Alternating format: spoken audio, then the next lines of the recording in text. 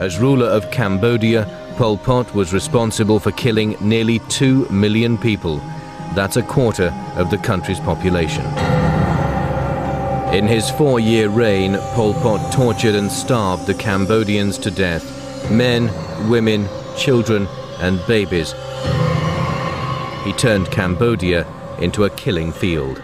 When I first spoke with Pol Pot, he refused to take responsibility for an absolutely cataclysmic, catastrophic destruction of innocent people. No one had a clue at how many people had been slaughtered and how many people had died. No one.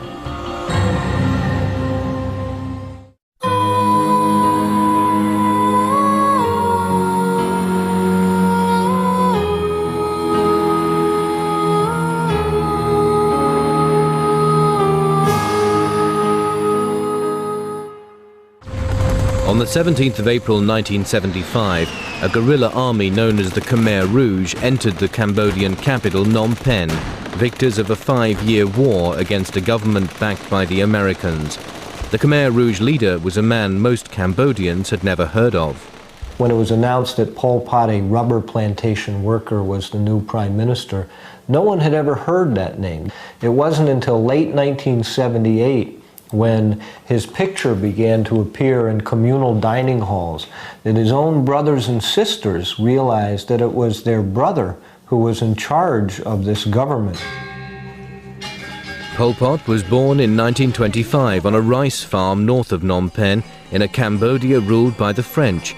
At the age of 6, he was sent to the capital to train as a Buddhist monk, but the boy from the village only felt like an outsider in the bustling, modern city. He didn't have a sense of the multicultural nature of the Cambodian cities like Phnom Penh, which were mostly ethnic Chinese and Vietnamese. Or if he did have that sense, he resented it. When he visited Saigon, he said he felt like a dark monkey from the mountains. Cambodia's political culture is steeped in resentment towards its neighbors and its racial neighbors. It's steeped in a deep feeling of being a lesser culture. Pol Pot in many ways was a reflection of all of these things. In 1949, Pol Pot went to Paris as a student. There, his innate racism would find expression in extreme communism. The years that Pol Pot was in Paris was probably the most hardline Stalinist party in Western Europe, a very rigid doctrinaire party. The terrible things that happened under the Khmer Rouge between 1975 and 1979 did indeed have a lot to do with ideology, but more to do with racism, with chauvinism, with nationalism. Those were the driving forces and the driving ideologies behind what many call genocide. Pol Pot returned to a newly independent Cambodia in 1953 and joined the underground Communist Party. Outlawed by King Sihanouk's government, Pol Pot and his comrades fled to the countryside to wage a vicious guerrilla war. Even then, Pol Pot had his sights on ultimate power. Pol Pot was more likely than not responsible for the execution of his predecessor as leader of the Communist Party in 1962. He was a man who was able to hold on to power while eliminating any and all opposition. Pol Pot's ruthless march to power was boosted in 1970 when the Vietnam War spilled over into Cambodia.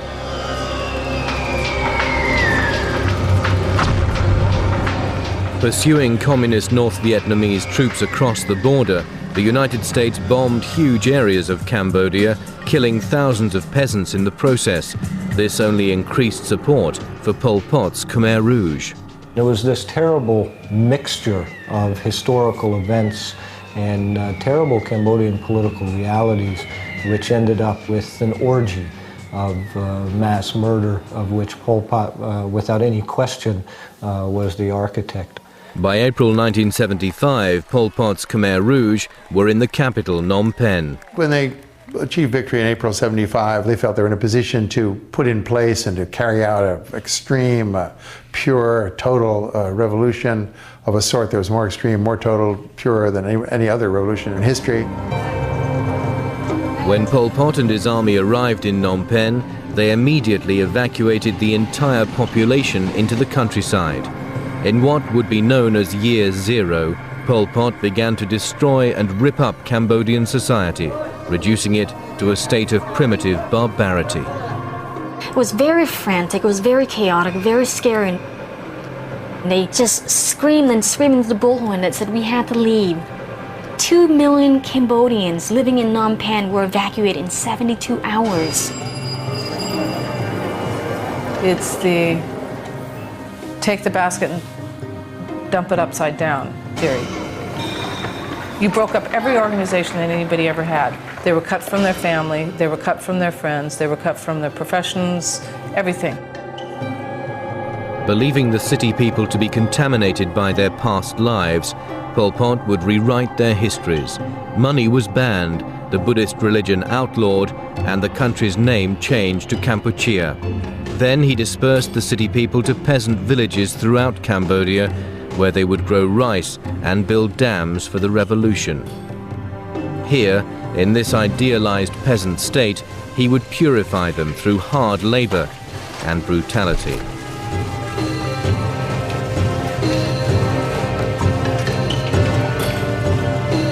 They did regard the city population as enemies, but mixed with that was a strong ethnic belief that the peasants were the real Cambodians. We were from day one, because of our skin color, were targeted. Lighter skin meant that you probably came from a more corrupt class. Darker skins were good because it meant you worked in the field. It meant you worked to grow rice to support the revolution.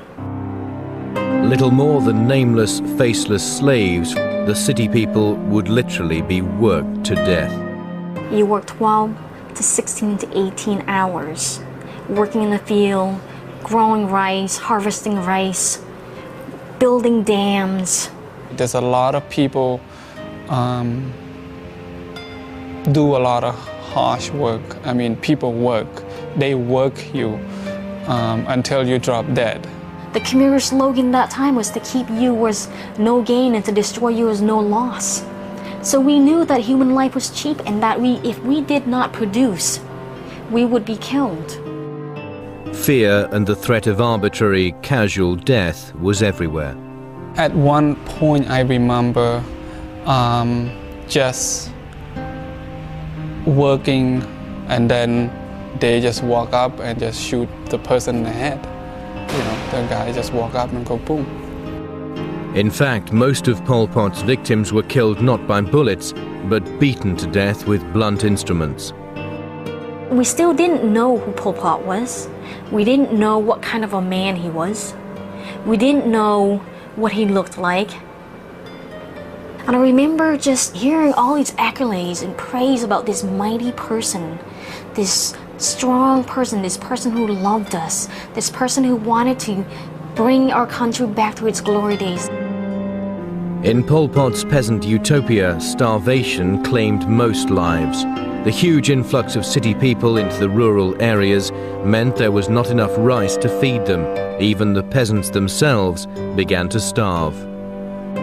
And indeed, rice was withdrawn and exported by the party centre while these people were dying in massive numbers of starvation.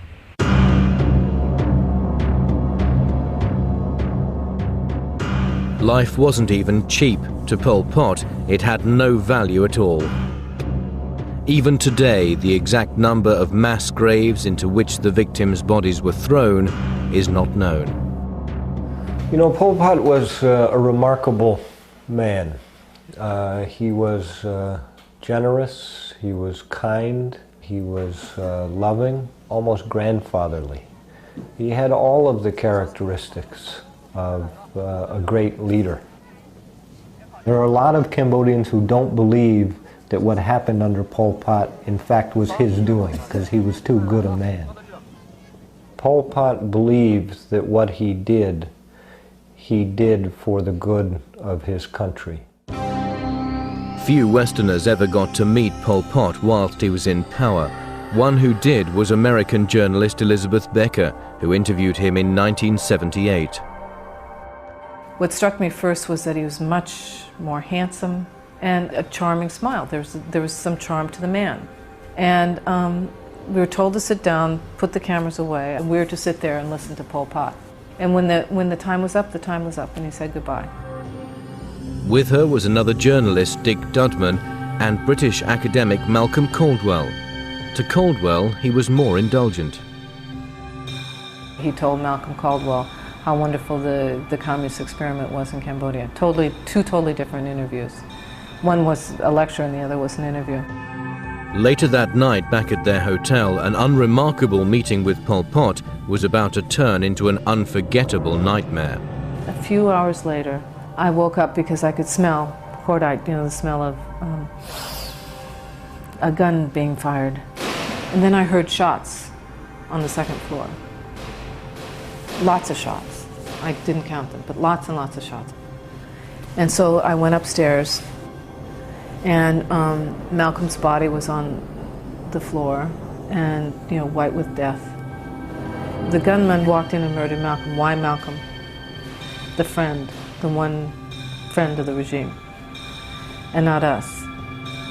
Some documents suggest that it would have been me. Another one suggested that it was Caldwell. Why? It doesn't make any sense, but nothing makes sense there. Needless to say, after all that, I couldn't imagine how Cambodians lived through almost 4 years of that. I mean, what I went through in 2 weeks, they lived through 4 years and saw their whole lives, their whole country, everything destroyed.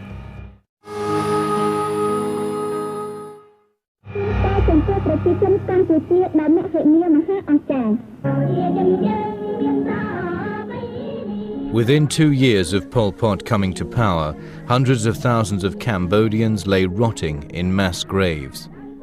Starvation, overwork, and summary execution had all taken its toll on the city people and the peasants. To prove yourself worthy to be kept alive, you have to be productive in the field. You have to be a productive person. They were monsters, but we didn't see them. I didn't see them as human beings.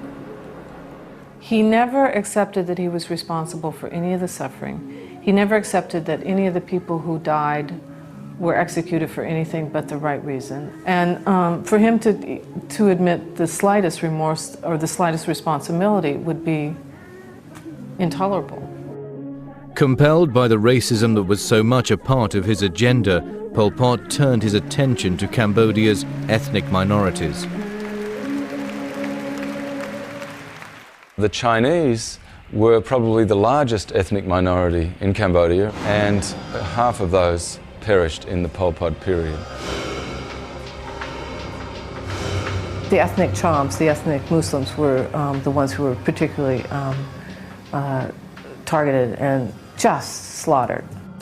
Pol Pot's most extreme persecution was reserved for the Vietnamese who lived in Cambodia. There were reports in the Khmer Rouge period of Cambodian men married to Vietnamese being instructed to kill their Vietnamese wives. Husbands who had been married to Vietnamese were also killed.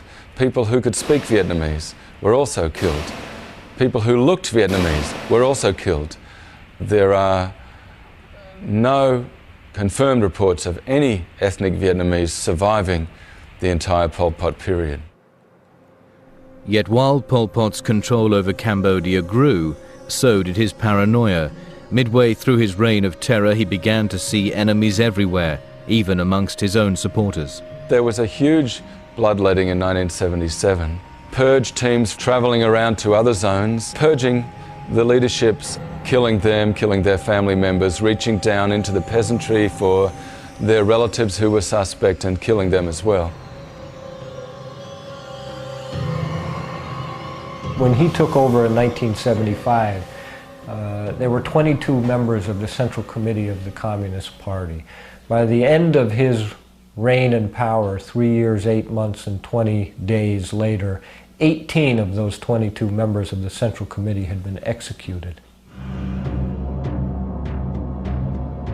Most of the executions took place at an old school called Tul Sleng. Known as S21, it was established by Pol Pot to torture and kill his political enemies.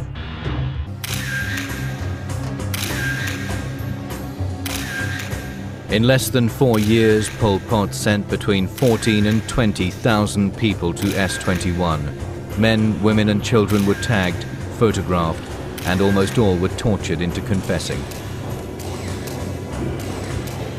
The whole ideology of the place was that because they were arrested, they were guilty. They must be, because the party was never wrong.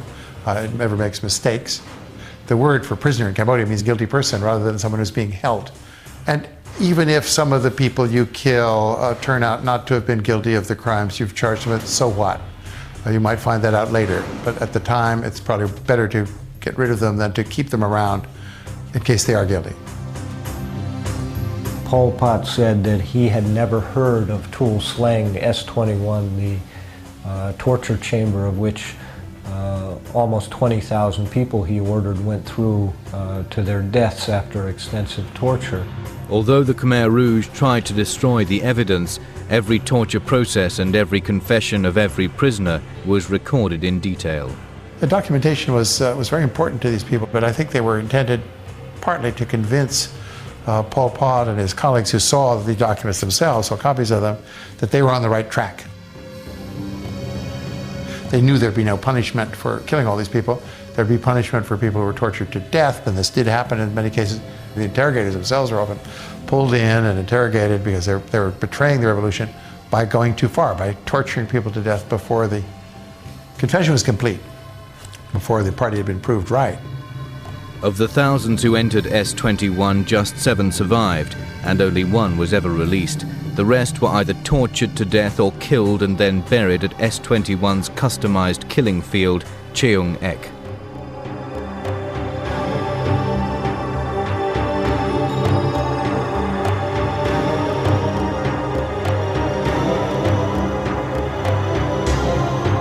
This was a systematic regime doing some systematic, cruel things to its own people for reasons that were demented but made sense to them.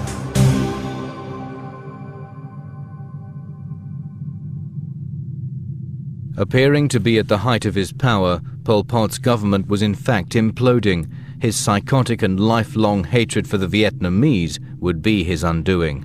Pol Pot really believed that Cambodia would disappear off the map unless he was able to dispense with the Vietnamese threat. They thought it required a genocidal way of thinking against Vietnamese generally. Also, there's this much more primordial racist feeling that Vietnamese by nature could not exist and coexist with Cambodians, that there had to be an Armageddon. Every Cambodian should kill 30 Vietnamese. They could lose 2 million Cambodians.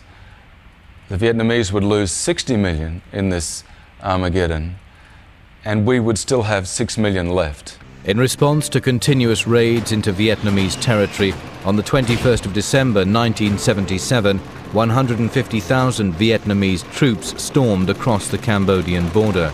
By January the 6th, 1978, they were on the outskirts of Phnom Penh. With Cambodia, you have a span of 4 years of daily persecutions, humiliations, starvations, pain. So your soul as a human being gets desecrated more and more and more. So by the end of the 4 year, your hate, your anger, your hunger makes you a little bit less of a human being. Pol Pot and thousands of his Khmer Rouge henchmen fled Phnom Penh to northern Cambodia and Thailand. From here, Pol Pot continued a guerrilla war against the new Vietnamese government. It would be another 20 years before he was seen again, but this time he was on trial. The Khmer Rouge were people who no longer had faith in Pol Pot's leadership. They had arrested him, but they had arrested him not for crimes of genocide or crimes against humanity. They'd arrested him for essentially being a political enemy. 4 months later, Nate Thayer was invited to interview Pol Pot, who was now under house arrest and close to death. When I first spoke with Pol Pot, he came up to me and he put his arm on my shoulder and he said, in this raspy voice, he said, "Knyum squalchimo yuhai," which means, "I've known your name for a long, long time." And that was the first thing he said to me, and he gave me this gentle, shy smile and kind of looked at me and gazed down and then took me by the arm and walked me to a little bamboo hut where he begged me to understand why it was necessary for him to execute little babies for hours in a very rational way. And of course, we started off knowing that it might be very short, asking him the fundamental questions of, you are accused of causing the deaths of hundreds of thousands, if not millions, of innocent Cambodians, and are you regretful? Are you sorry? And will you apologize? Which was a direct question repeatedly. And he refused to answer the question. And I did get angry, and he threatened to end the interview 3 times within half an hour because that was not an acceptable answer to me as a journalist or as a human being. Cambodians deserve better, and they deserved, and the world deserves better than 2 journalists interviewing a genocidal maniac in the jungle in a bamboo hut. 2 weeks later, in April 1998, Pol Pot died of natural causes.